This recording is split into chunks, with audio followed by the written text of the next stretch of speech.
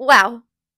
Just wow. Today, on Sunday, February 16th, the number 7 ranked UConn Huskies beat the number 4 ranked South Carolina Gamecocks 87 to 58, a 29-point margin on the road in Columbia, South Carolina to snap a 71-game home win streak for the Gamecocks. I initially thought that I was going to get this game recap out early because the game was relatively early on in the day, and I very quickly realized that that was not going to happen because I was speechless after the game. I took the time to watch the replay so I could process what I had watched before I discussed it. So I went back and I watched the game replay, and I'm still speechless. I don't think anyone saw this coming, not in the manner that it happened. I did come into this game thinking that this UConn team was capable of pulling out the win, especially if they did 3 things well, and those 3 things are in no order of importance. 1, to start off both halves hot and to avoid an extended first or third quarter scoring slump. 2, being to limit South Carolina's looks from the perimeter and to defend them well out there, give them as little space as possible, have your hands up, jump into the sky, all of that. Personally, my biggest concern coming into this game was that South Carolina's guards might light UConn up on the perimeter. Instead, South Carolina actually ended up shooting only 18% from 3, which is really uncharacteristically low for them. It's just a little more than half of their usual 3-point percentage, so that didn't become the issue that I thought it might be. And 3 was to minimize rebound deficits and deficits in the paint. I say minimize here because I was expecting UConn to get outscored in the paint and out-rebounded. Since UConn already has a thin front court and they're also missing Ice Brady due to a shoulder injury, I think it was a generally accepted belief that UConn would struggle to contend with South Carolina's size and post play. This was, in my head, the thing that UConn was willing to compromise on and would have to overcome with their own guard play and perimeter shooting and perimeter defense. However, UConn went on to out-rebound South Carolina 48 to 29 in this game. The fact that this UConn team managed to create that margin with South Carolina of all teams is just unreal. UConn also nabbed 15 offensive rebounds to South Carolina's 6. Again, I'm genuinely a little bit speechless about that. Just what a great effort from this UConn team, and it was really a group effort.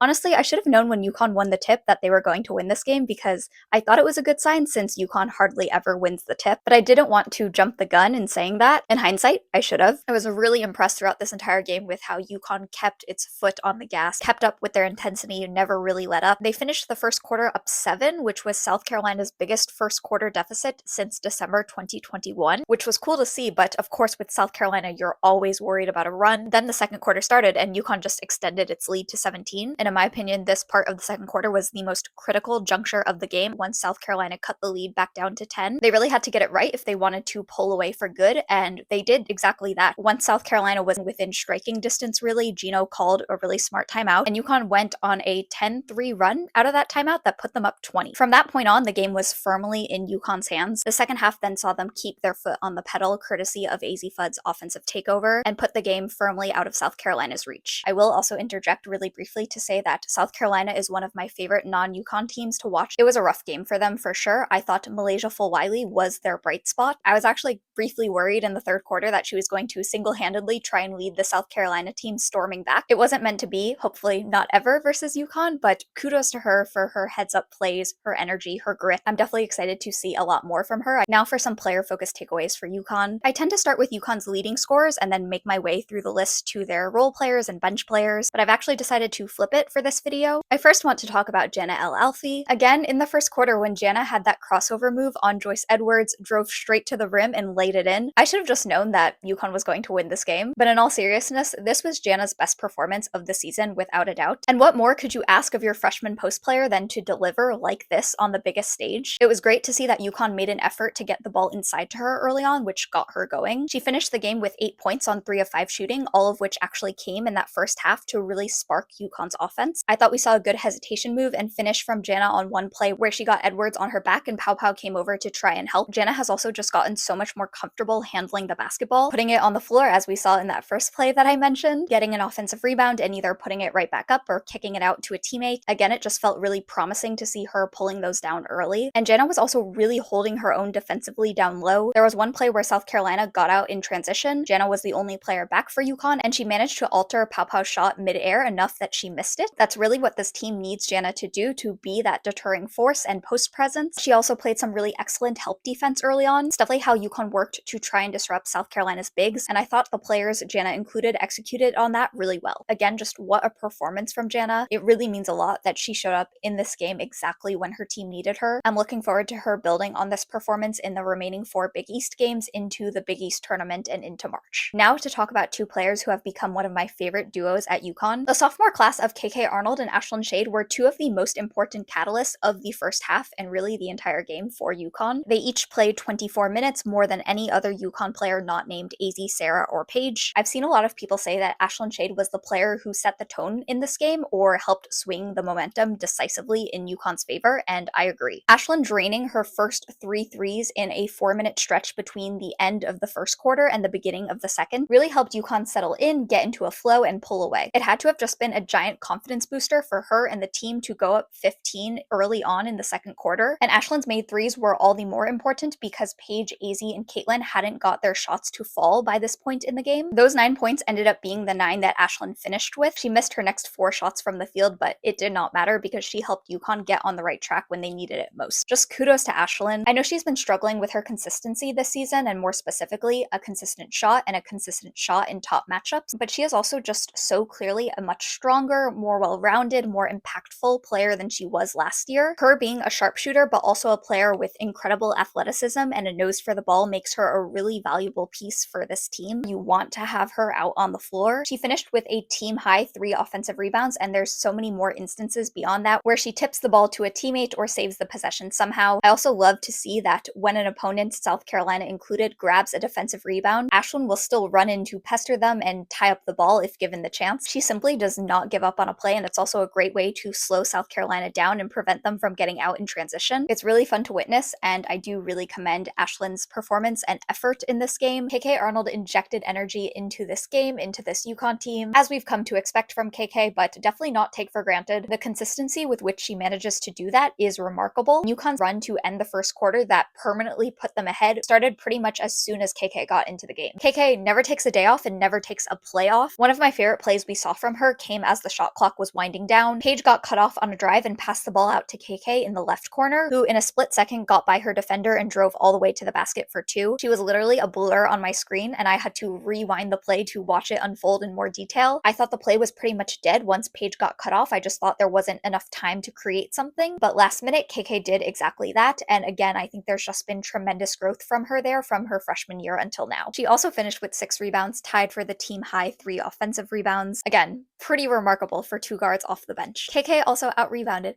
every single South Carolina player. Every single one. And I think that says enough. I could not believe my eyes watching her battle in the paint against South Carolina's bigs for rebounds late in that third quarter when UConn went with its super small lineup of KK, Azzi, Ashlyn, Paige, and Aubrey. KK will truly step up to any challenge, and it was phenomenal to see her do exactly that this afternoon. She has just been mega for this team. Again, kudos to her. I do think UConn's core rotation is down to essentially 8 at this point. So the big 3, Caitlin, Jana, KK, Ashlyn, Aubrey, because even after Ice Brady and Morgan Shelley return from injury, I do wonder how long it will take them to get up to speed and comfortable playing for the tournament. I also think that as of late, Gino has seemed the most satisfied with and trusting in those 8 players, with Ice and Morgan maybe playing in small bursts or in matchup-dependent scenarios, but I do think UConn has whittled down its rotation. Now, last but certainly not least, moving on to UConn's big 3, Paige Bueckers is the engine of this UConn team, and this game was a perfect example of just that. She finished with a near triple-double of 12 points, 7 rebounds, again more than any other South Carolina player, and 10 assists, which is more than the entire South Carolina team recorded. From this point on, I would like to see Paige have the ball in her hands enough that she is hovering between 6 and 10 assists per game. There's no question about that being one of the more effective ways to run this UConn offense in my mind. She just demands so much of the defense's attention, sets great screens, is always looking down the court. She did have 3 turnovers and a couple instances where she kind of just threw the ball to nowhere, but I'll take it as a trade-off of her handling the ball more. She does have the highest assist to turnover ratio in the nation after after all. Another thing about this game was that Paige's shot was not falling as she shot an uncharacteristic 3 of 12 from the field, but as I implied, Paige got everyone around her going, and that ended up being the best thing that could happen for UConn in this game. Paige also did come out of the gate aggressive and looking for her own shot, it just wasn't falling. However, she did hit one of her first shots, a pull-up 3 from the wing, and I think that shot kind of made all UConn fans breathe a sigh of relief. It was a signal that Paige was here, she was going to be aggressive and dictate the pace of this game. And then when she drained her second 3 of the game at the end of the fourth quarter, she looked up and did this motion. It was that kind of night from the field for her, but I'm glad she kept on shooting and that she got to see one of her last shots go in. And Paige also became the 11th highest scoring Husky of all time, as well as one of 3 Huskies to record 2,000 points, 500 rebounds, and 500 assists in their career. So I think it's safe to say that she has proven herself as a scorer. Paige was also battling Joyce Edwards in the paint as she stepped into the power forward role. As UConn went small, she really did execute everything she was asked to and needed to in the South Carolina game. Impressive as always. In addition to Paige, Sarah Strong was the second Husky to notch a double-double, finishing with 16 points on 6 of 10 shooting from the field, 13 rebounds, 4 assists, 2 steals, and a block. I saw a lot of people calling it a quiet 16 points, a quiet double-double. I just think Sarah has a knack for making things that are not very easy look effortless, getting defenders, whether shorter or taller than her, on her back, getting herself some separation and finding a way to shoot over them. I liked this one hook shot she hit over Chloe Kitts with her right hand in the first quarter. She also drained the crucial 3 that ended South Carolina's 7-0 run and kickstarted UConn's own 8-0 run that put them up 20. And Sarah hustles. 13 rebounds is more than double the amount that any South Carolina player had. And when South Carolina telegraphed a pick and roll pass from Paige Beckers, Sarah went down, tipped the ball to Paige when she was literally lying on the floor, and Paige then had the room to go right back up and nail a jumper. There was also that play where Sarah got the steal, ran the floor, tried to dish it to Azzi, but it bounced off Azzi's foot right back to Sarah and she put it up for an easy 2. It was just that kind of night for UConn. In that fourth quarter, South Carolina went at Sarah Strong a little bit and just really anyone who was a post player in the paint for UConn. I'll talk about that later, but it was something I noticed and contributed to her late game foul trouble. I'm also such a fan of the way Sarah set screens for her teammates, Paige, Azzi, Caitlin, to give them the separation that they need to get that first step or get their shot off. Again, it's about the little things and Sarah does all of them so well. Finally, let's talk about Azzi Fudd. One thing about Azzi Fudd is that she loves to follow up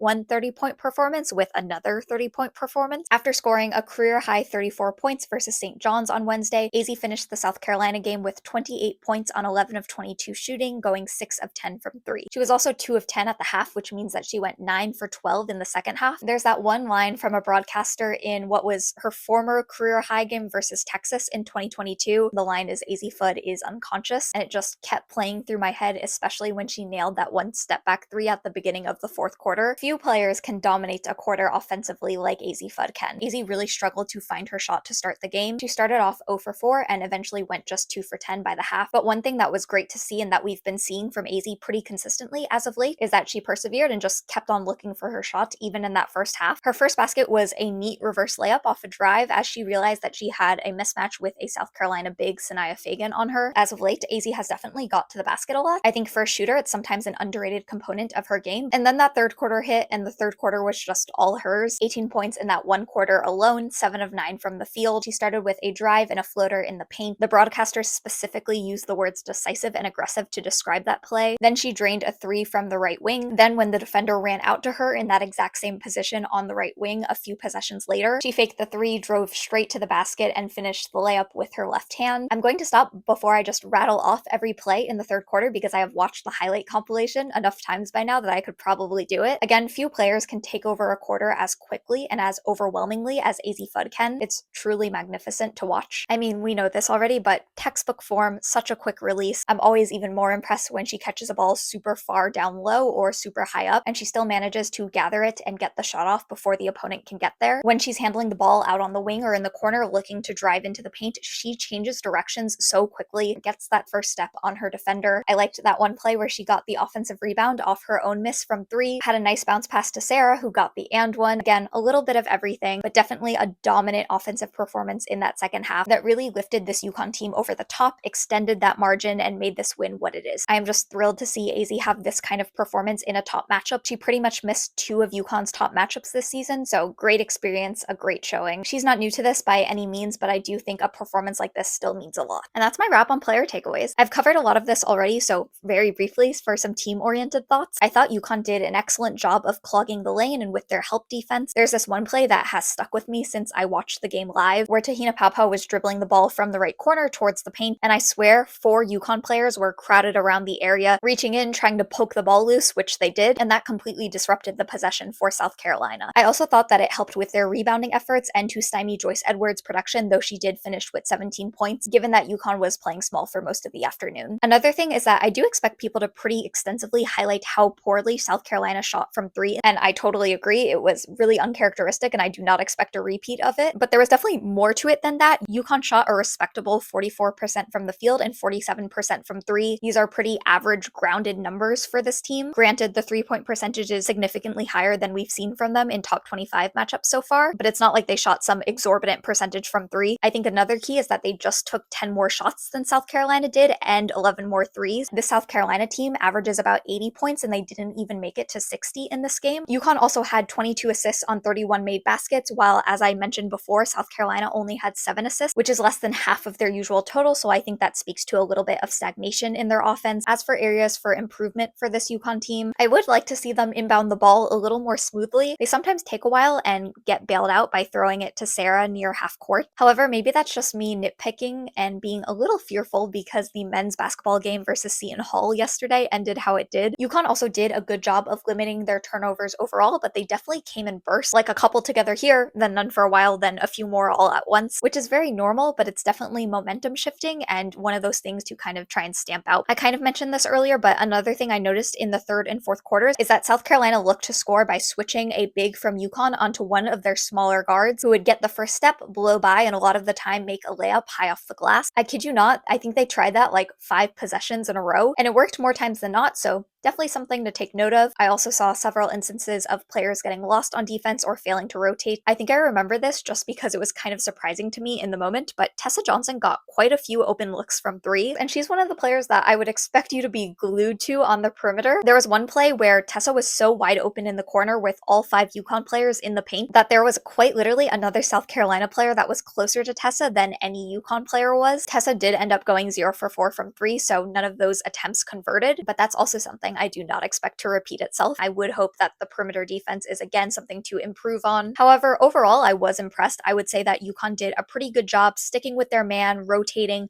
fighting over screens, and it really stifled the production of South Carolina's guards. I think that's it for now. I've been talking for a shocking amount of time, so I probably have a ton of footage to go through. This was a really special game to watch. It was UConn's first top 5 win on the road since the 2018-2019 season. UConn also hasn't beat South Carolina since Paige's freshman year in 2021. She's now a 5th-year senior. I like that it's a good bookend, a win and a win, and on top of all of that, UConn won by nearly 30 points. Truly felt like a vintage UConn game, and this UConn team needed this win. I think it's very clear looking back after the win. Many of us, myself included, maybe tried to downplay that in the days leading up to the game, but now that it's happened and we've seen how the players and the coaches have responded, you can really see how much it means to this group and what tone it has set moving forward. Azzi Fudd was quoted in the press conference saying something like, "This game can't be the greatest thing that we do this season." That really struck me, and it's true. This team has national championship aspirations, and they are capable. This is UConn's deepest team in years, and I've always believed that they have the talent to be a top contender, even if their results against top 25 opponents didn't reflect that. That is until today for the first time. This UConn team is still putting the pieces together. They figured it out this afternoon. Now it's just a matter of replicating it day in, day out. A wonderful execution of the scouting report, a strong showing from the supporting cast and bench players, and another statement from the Big Three. I'm also so curious where UConn will end up in the updated AP Top 25 rankings that should be released tomorrow, I think. They might even be released by the time that this video is uploaded. As we saw, there's been a ton of shakeups in women's college basketball as of late. Thank you for watching, as always. Let me know what your thoughts and takeaways were from this game. And that's what happened with the Huskies today. Till next time.